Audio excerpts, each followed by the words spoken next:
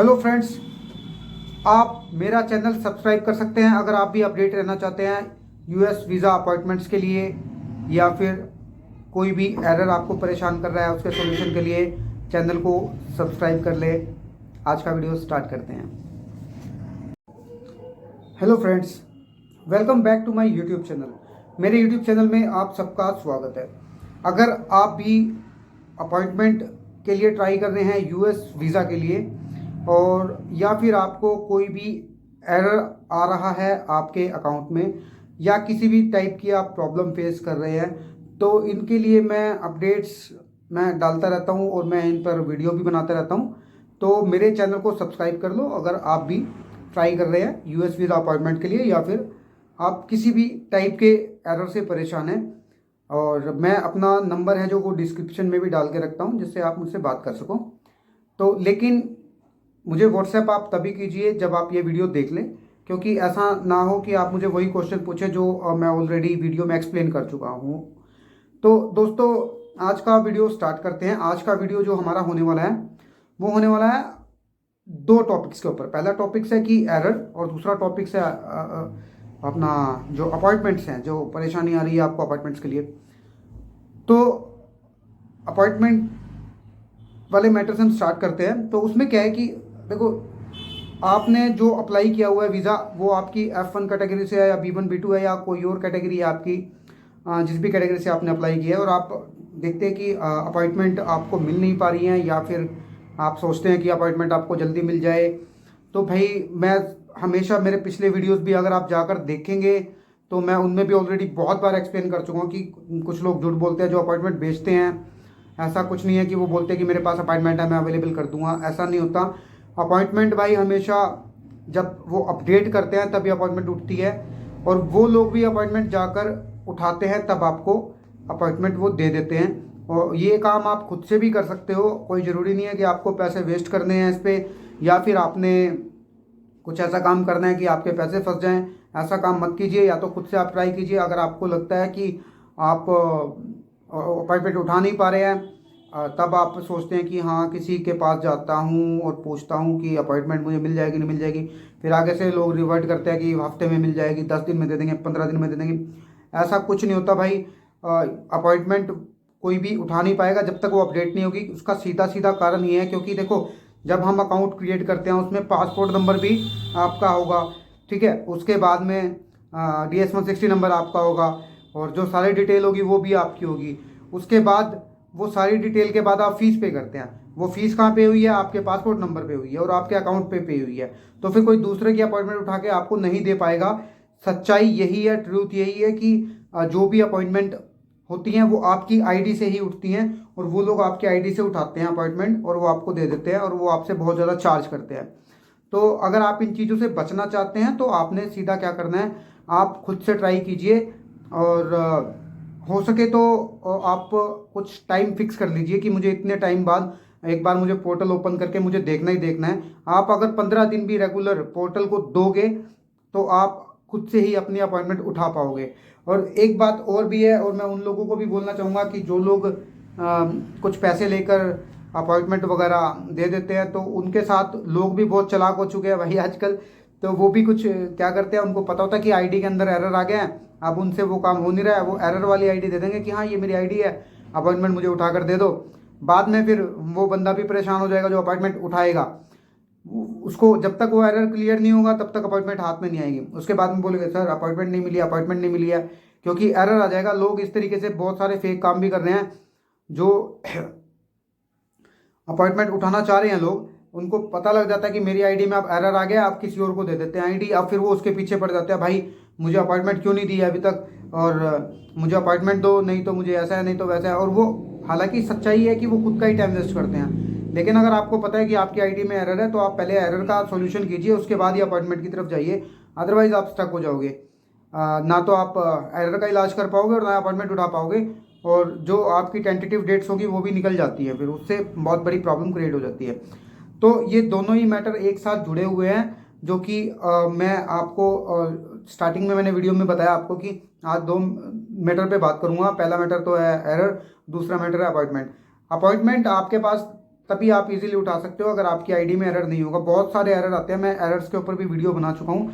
और अगर आपको किसी भी टाइप का एरर आ रहा है जो आपको समझ नहीं आ रहा है, या फिर आपको लगता है कि आपकी आईडी में एरर है जिसकी वजह से आपको बहुत सारी प्रॉब्लम फेस करनी पड़ रही है, आप उसका स्क्रीनशॉट खींच के मुझे भेज सकते हैं और मैं देख लूँगा वो किस टाइप का एरर है और कैसे उसका सोल्यूशन किया जा सकता है। तो इसके रिगार्डिंग आप मुझसे बात कर सकते हैं। और लेकिन सबसे बड़ी बात मैं आपको यही कहूँगा कि जो अपॉइंटमेंट्स हैं वो अपडेट होती रहती हैं, और आप अपॉइंटमेंट उठाने के लिए सही इंसान को सही जगह पर होना चाहिए, अपॉइंटमेंट मिल जाती है।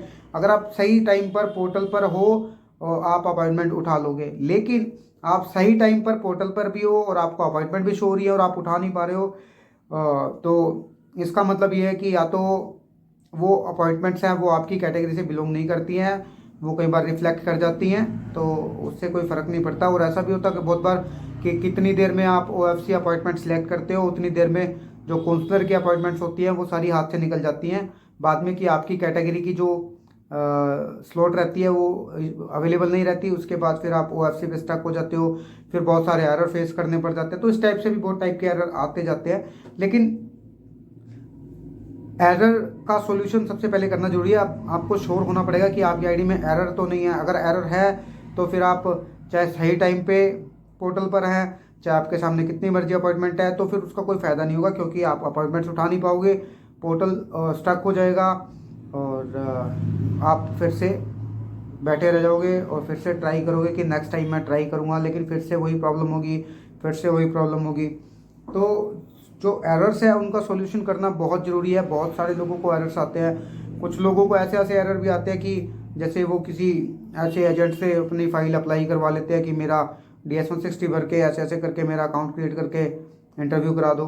अब वो लोग बाद में क्या करते हैं, वो आईडी देते नहीं हैं, उनको आईडी नहीं देंगे तो फिर और उनका रिफ्यूज़ल आ जाता है, या किसी भी वजह से वो ज़्यादा पैसे बाद में मांगने लग जाते हैं कि हम तो इतने पैसे लेंगे तभी आपको आईडी पासवर्ड देंगे। तो फिर वो बहुत तरीके की प्रॉब्लम्स क्रिएट हो जाती हैं। इस टाइप में भी सभी एजेंट ऐसे नहीं होते, तो सभी अच्छे भी नहीं होते, सभी बुरे भी नहीं होते। तो वो आपने सोचना है कि कौन अच्छा इंसान है, कौन बुरा इंसान है, क्या हमें विश्वास करना है कि नहीं करना है। अगर आपके वो नोन में है तो आप डेफिनेटली जा सकते हैं उनके साथ। अगर आप किसी फेसबुक के ग्रुप से जुड़े हो या आप टेलीग्राम के ग्रुप से जुड़े हो, तो वहाँ पर मोस्ट ऑफ द केसेस 90% लोग आपसे पैसे खा जाएंगे और आपके पैसे वापस भी नहीं देंगे और आप टाइम वेस्ट कर लोगे अपना। तो सोच समझ के ही करना है ये काम। मैं आप सबको यही बोलता आ रहा हूँ, शुरू से बोलता आ रहा हूँ। जब पोर्टल पुराना था मैंने तब भी बहुत सारे वीडियोस बना रखे हैं और बहुत सारे लोगों को मैं हेल्प भी कर चुका हूँ। और लेकिन अभी पोर्टल जैसे कि चेंज हुआ है, नया पोर्टल आ गया, तो उसमें एरर बहुत सारे आते हैं। तो एरर की वजह से अगर किसी को प्रॉब्लम है तो वो भी बात कर सकता है हमसे।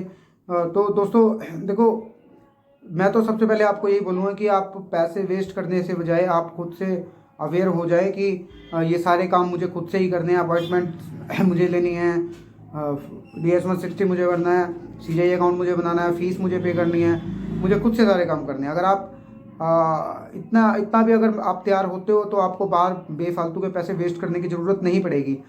और जो लोग ज़्यादा चालाक बन रहे हैं अपने आप को, वो क्या कर रहे हैं कि पहले तो खुद से ट्राई करते रहते हैं और वो आईडी में उल्टे सीधे पंगे करके आईडी को या तो फ्रीज़ कर देते हैं या फिर आईडी को एरर मतलब आ जाता है आईडी के अंदर। उसके बाद जब एरर आ जाएगा आईडी के अंदर, फिर वो किसी एजेंट के पास जाएंगे, एजेंट को बोलेंगे कि सर हमारा आप अपॉइंटमेंट उठा के दो, ये हमारी आईडी है। ऊपर से एजेंट अगर कोई नया है उसको पता नहीं लगेगा कि इसमें एरर है या नहीं है, वो बैठा रहेगा आईडी लेके। उसमें टाइम वेस्ट किसका होगा? टाइम वेस्ट एजेंट का नहीं होगा, टाइम वेस्ट आपका ही होगा, क्योंकि आपने एजेंट को नहीं बताया कि आपकी आईडी में एरर है। अगर आप पहले ही बता देंगे कि इस टाइप से मुझे प्रॉब्लम आ रही है और अपॉइंटमेंट उठा के देनी है, तो फिर जो अपॉइंटमेंट उठाने वाला है वो भी सोचेगा कि हाँ मुझे पहले इस चीज़ का इलाज करना है, उसके बाद ही मुझे अपॉइंटमेंट उठानी है। तो दोस्तों, जो आज का वीडियो है वो यही मेन मकसद था मेरा बनाने का, कि बहुत सारे लोग, मुझे भी इस टाइप के बहुत सारे कॉल आ रहे हैं, मुझे भी लोग ऐसा, हालांकि मुझे मालूम पड़ जाता है एरर के बारे में। लोग बोलते हैं कि सर अभी आईडी बनाई है और आप अपॉइंटमेंट उठा के दे दो। उसके बाद मैं बोलता हूँ कि भाई इसमें एरर है, ये एरर या तो इसको हटाओ या फिर एरर का इलाज करो पहले, उसके बाद ही आप अपॉइंटमेंट पिक कर पाओगे। नहीं तो आप कहते सर हमें तो पता नहीं, और हालांकि वो सबसे पहले खुद से ही पंगे लेकर खुद से ही एरर तैयार करवा देते हैं, उसके अंदर एरर आ जाता है आईडी में। उसके बाद जब लगता है मेरे हाथ में कुछ नहीं है, उसके बाद फिर वो एजेंट के पीछे पड़ जाते हैं, भाई आप करके दो। उसके बाद एजेंट को पता ही नहीं होगा आईडी के अंदर एरर है, ठीक है। अब आईडी के अंदर एरर होगा तो उसको बताओगे तब वो काम करेगा, नहीं तो वो नॉर्मली ट्राई करता रहेगा उठाने के लिए। नहीं तो जितने टाइम में आपको पता लगा आपकी आईडी में एरर है, उतने टाइम में उसको मालूम पड़ेगा।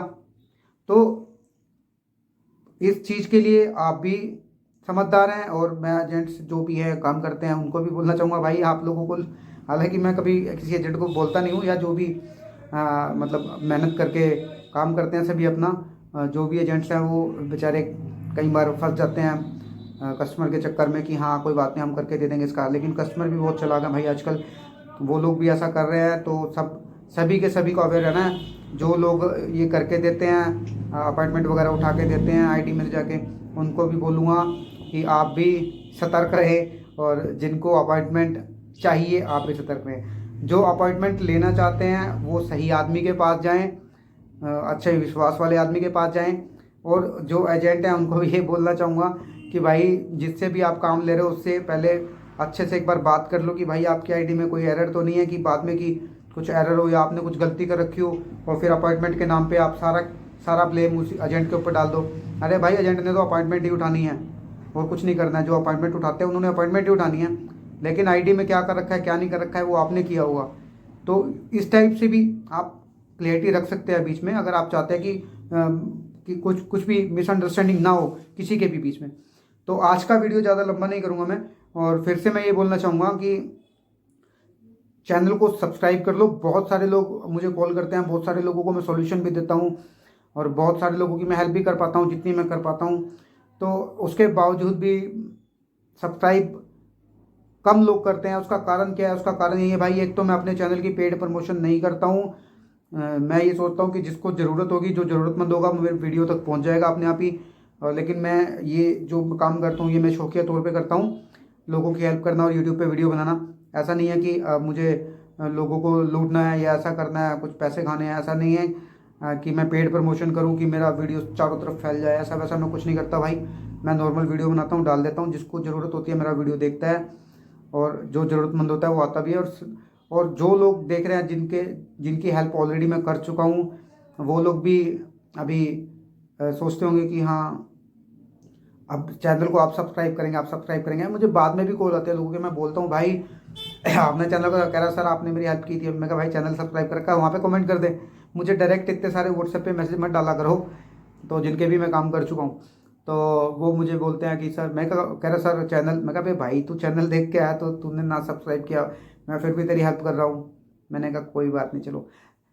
तो दोस्तों आज का वीडियो, चलो ये तो खैर कुछ पर्सनल बातें होगी आपके और मेरे रिलेशन के बारे में, वो चलता रहेगा। और एक चीज़ और मैं बोलूँगा कि अवेयर रहें, एरर से बचें और बेफालतू की ठगी से बचें। जो लोग बोलते हैं कि अपॉइंटमेंट मैं यहाँ से उठा के दे दूँगा, वहाँ से उठा के दे दूँगा, ये कर दूँगा वो कर दूँगा, सब बकवास की बातें हैं। सब उसी मेथड से अपॉइंटमेंट उठाते हैं जिस मेथड से आप उठाओगे। इसलिए बेहतर ये है कि आप उठा लो। अगर नहीं उठा पा रहे हो, कोई एरर है या कुछ समझ नहीं आ रहा है, कुछ परेशानी आ रही है, तो आप मुझे कांटेक्ट कर सकते हैं मेरे व्हाट्सएप पर। मेरा व्हाट्सएप नंबर डिस्क्रिप्शन में मैंने डाल दिया है। और प्लीज़ भाई पहले मैटर जो भी है वो टाइप करके लिख दिया करो कि मुझे इस टाइप की प्रॉब्लम आ रही है। अगर वो प्रॉब्लम का सॉल्यूशन मैं टेक्स्ट में ही कर दूंगा तो मैं बता दूंगा आपको। अदरवाइज़ अगर कुछ एक्सप्लेन करने के लिए कुछ बहुत ज़्यादा लंबी चौड़ी चीज़ है, फिर मैं आपको कॉल करने के लिए टाइम दे दूंगा, या मैं खुद से कॉल कर लूँगा कि भाई ये काम ऐसे ऐसे ऐसे ऐसे करके करना है। तो आज के लिए इतना ही, इजाज़त दीजिए मुझे। धन्यवाद, थैंक यू।